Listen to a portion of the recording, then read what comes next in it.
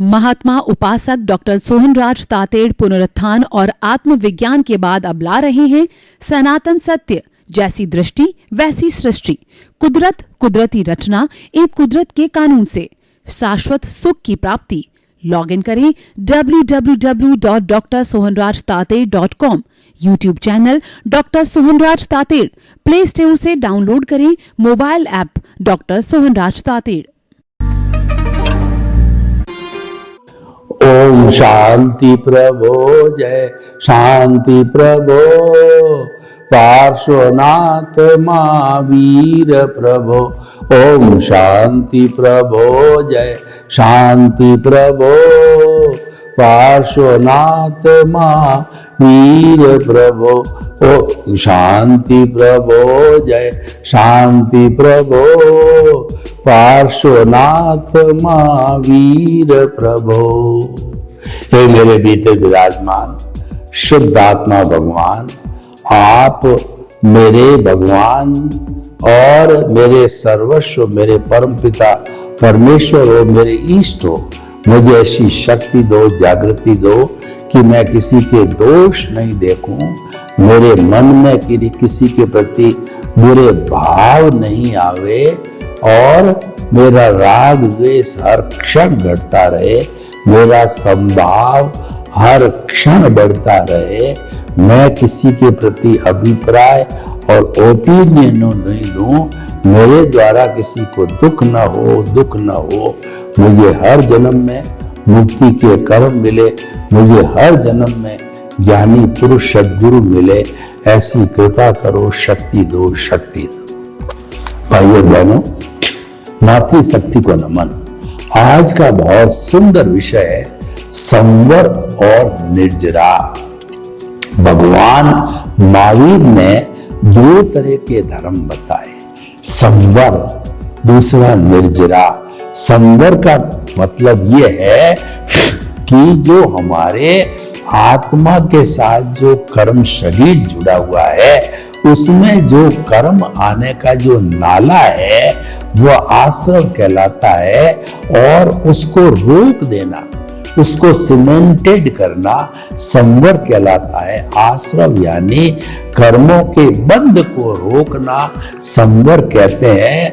और निर्जरा का अर्थ होता है कि इसके ऊपर जो कर्म बंधे हुए हैं, कर्म शरीर के ऊपर, वो कर्म जब टूट करके जड़ने लगते हैं तो वो जड़ने को निर्जरा कहते हैं, निर्जर होना कहते हैं। तो हमारा जितना भी संयम है जीवन के अंदर, संयम है वो साधना है और संवर उसकी निष्पत्ति है। और उसके अलावा जितना भी हमारा त्याग पचकान है वह साधना है और निर्जरा उसकी निष्पत्ति है। तो भाइयों बहनों, अब हम जो है इस सारे प्रकरण को इस तरीके से समझते हैं कि हमारे आगमों के अंदर कुल जो है 9 तत्व और 6 द्रव्य बताए गए हैं। द्रव्य की बात हम यहाँ नहीं करेंगे क्योंकि सृष्टि से जुड़ा हुआ मैटर नहीं है, ये मैटर संवर निर्जरा से जुड़ा हुआ है। तो 9 तत्वों को जो इसके सहयोगी है संवर निर्जरा के, उनको समझना जरूरी है। वो है जीव, अजीव, पुण्य, पाप, संवर, निर्जरा, बंध और मोक्ष। ये 9 तत्व हैं। सबसे पहले जीव। जीव कहते हैं, किसे कहते हैं? असंख्य चेतनामय परमाणुओं के पिंड को जीव कहते हैं, आत्मा कहते हैं। इसके कुल 23 नाम दिए गए हैं हमारी भारतीय संस्कृति के अंदर। और ये जो है सुख दुख की अनुभूति करता है और ये प्रजनन करता है, ये फीलिंग्स करता है, इसमें ग्रोथ होती है। इसकी 9 कैरेक्टरिस्टिक हमारे आगमों में बताई गई है और वो विज्ञान ने भी अपने तरीके से कॉन्शियसनेस की 9 कैरेक्टरिस्टिक बताई है।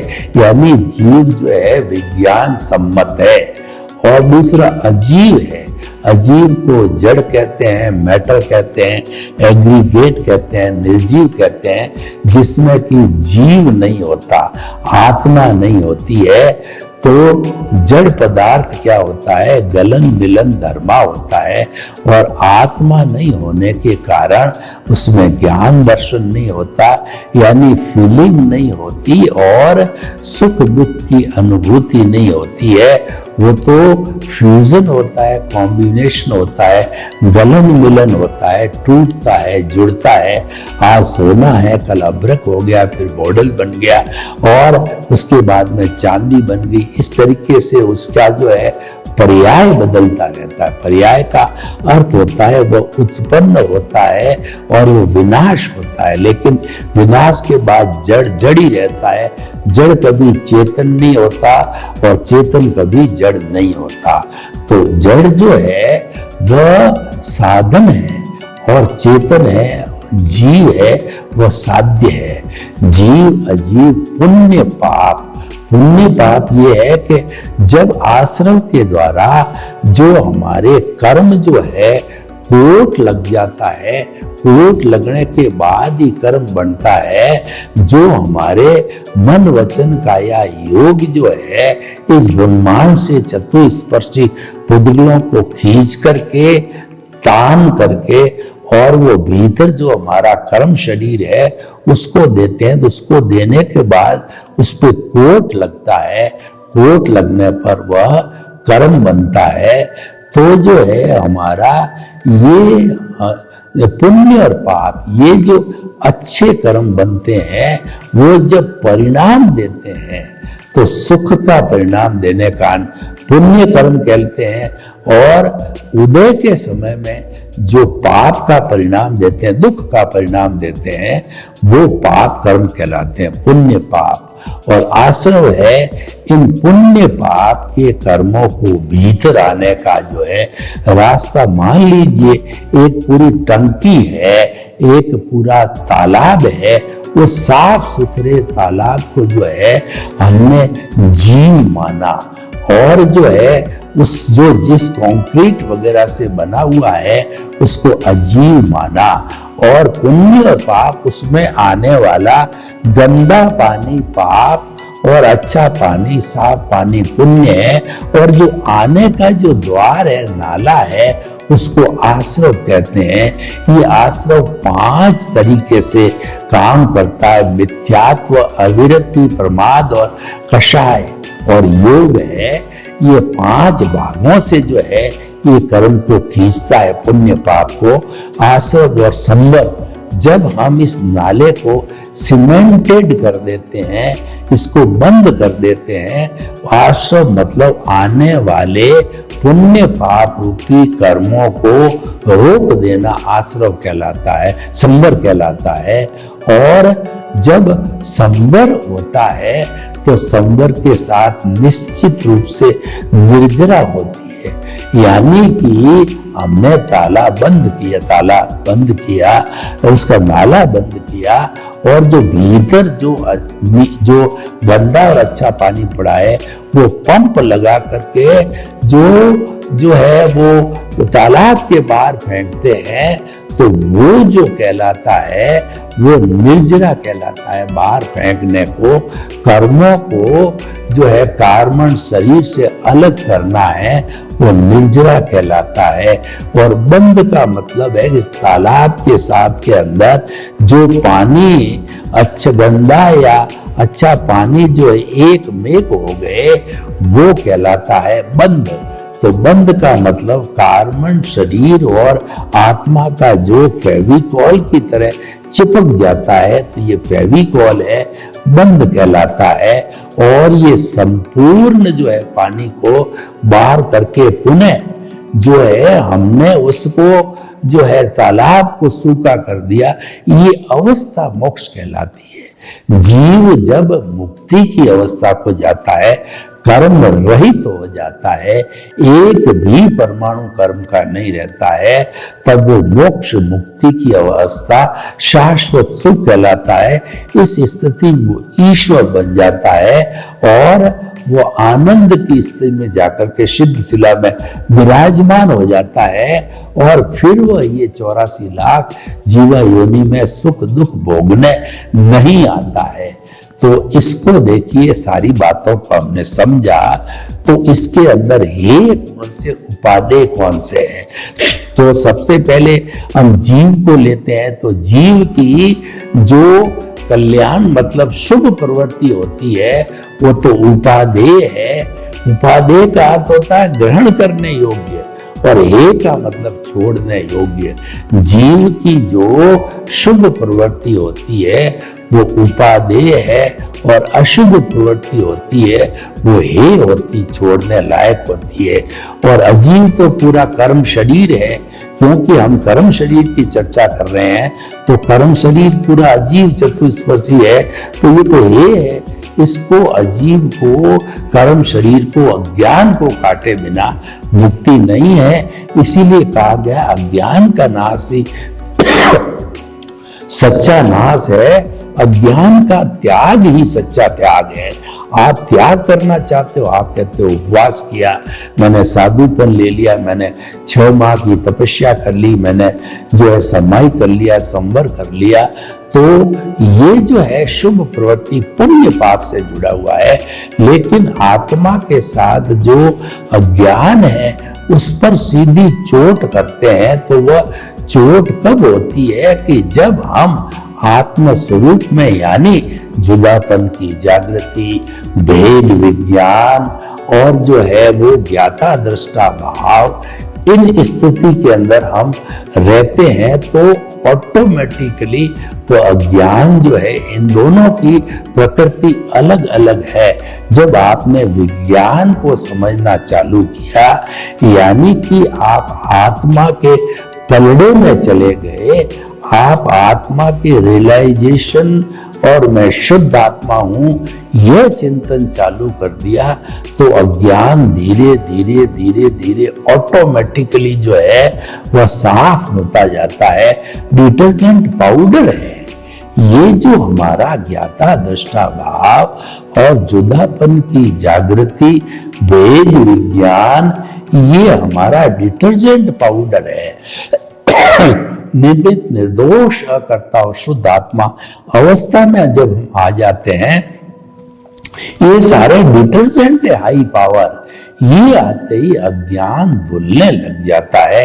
कार्बन शरीर से जो है फास्ट स्पीड से कर्म जो है वो झड़ने लग जाते हैं। देखिए कि 2 तरह की प्रवृत्ति होती, तो क्रिया जो है शुभ अशुभ क्रिया से जो है पुण्य पाप का बंध होता है, जो कि हमारे गति जो है बनाता है, शुभ गति को और अशुभ गति को। अशुभ गति में तो जाना नहीं है, तो पाप की बात नहीं करते हैं। शुभ गति में मनुष्य गति, देव गति मिलती है, और जो है हम इन डिटर्जेंट पाउडर का उपयोग करते हैं। ज्ञाता दृष्टा, वेद विज्ञान, जुदापन की जागृति, निमित्त निर्दोष अकर्ता और शुद्ध आत्मा। तो इससे क्या होता है कि क्योंकि हम चेतना के पाले में होते हैं, तो इससे जो हमारा पुण्य बनता है वो मोक्ष के लायक सहायक होता है, और इसका गति से संबंध नहीं है, इसका संबंध सीधा अपने स्वरूप के जुड़ने से, भावों से, जो हमारी आत्मा की सत्ता होती। अगर आत्मा का ज्ञान हो जावे किसी को, तो ज्ञान होने के बाद क्या परिवर्तन होता है, आपका पुनर्जन्म होता है, आपको सम्यक दर्शन जब मिलता है, वही ज्ञान लेना होता है। सम्यक दर्शन होते ही आत्मा से एक जो आत्म सत्ता बाहर निकलती है, उसका नाम है प्रज्ञा, उसका नाम है वो जो है आपका कहना चाहिए कि इंट्यूशनल पावर बन जाती है, वो आपका जो है एनलाइटनमेंट कहना चाहिए। वो होता है एक प्रकाश होता है, और ये प्रकाश इतना पावरफुल होता है क्योंकि ये मोक्ष की प्रतिनिधि है, ये आत्मा की प्रतिनिधि, आत्मा ही मोक्ष है, मोक्ष ही आत्मा है। तो ये आपको गलत दिशा में चले जाओ, गलत दिशा का मतलब उदय प्रारब्ध जो राग द्वेष कार्मण शरीर का जो उदय प्रारब्ध है उससे जुड़ गए वो गलत दिशा, तो आपके कान पकड़ करके आपको सही दिशा में लाएगी, केंद्र में लाएगी। सही दिशा मतलब केंद्र। और ये जो है आपका राग द्वेष मतलब परिधि। देखिए, जब हम एक प्रकार से एक केंद्र से जो है सर्कल खींचते हैं तो परिधि होती है। परिधि हमारा देहाध्यास है और केंद्र है हमारा प्रज्ञा है, परिधि अज्ञा है।